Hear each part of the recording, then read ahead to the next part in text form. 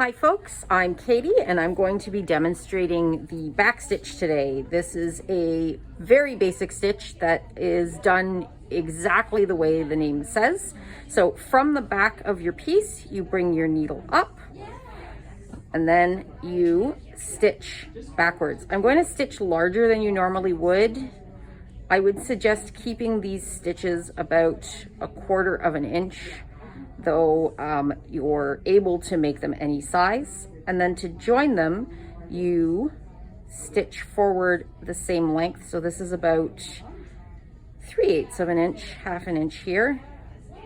And then join at the end of that stitch.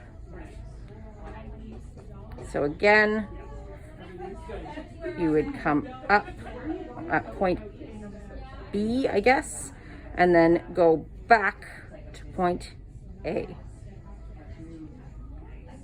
One final time, up at point B, back to point A. And that's it.